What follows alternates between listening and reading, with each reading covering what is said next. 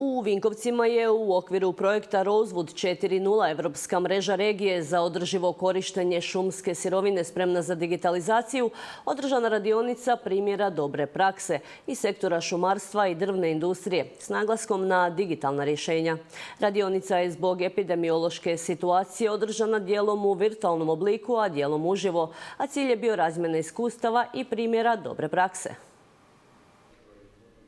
Centar kompetencija kao voditelj Centra za jugoistočnu Europu, odnosno jedan od 5 europskih centara za održivo korištenje drva, ponovno je okupio stručnjake iz cjelokupnog lanca vrijednosti šumarstva i drvne industrije.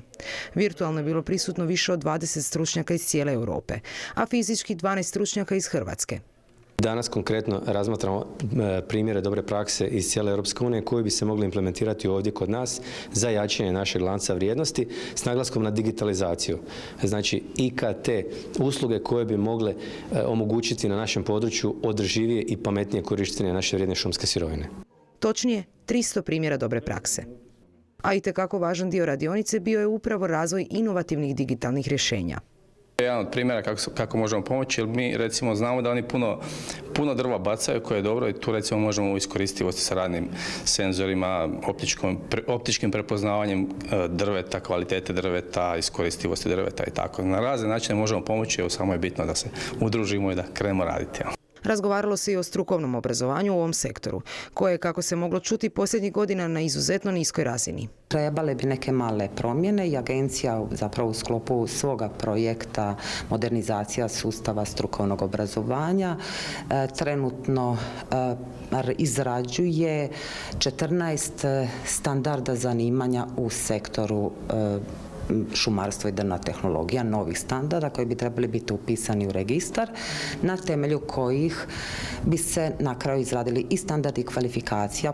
Inače, radionica je jedna od aktivnosti projekta Rosewood 4.0, Europska mreža regije za održivo korištenje šumske sirovine spremna za digitalizaciju. Konačni je cilj projekta učinkovito prenošenje znanja unutar i između regija pomoću modernih alata, kao što su digitalne platforme ili alati za digitalne treninge.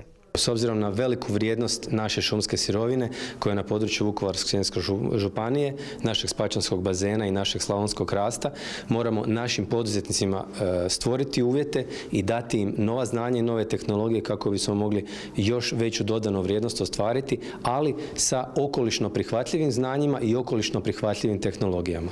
Radionicom je pak obilježeno 3 godine djelovanja Centra kompetencija, kao i 10 godina postojanja drvnog klastera Slavonski hrast. Važnost ove radionice vidljiva je u tome da je ona organizirana u okviru 13. međunarodne znanstvene konferencije VUDEMA 2020.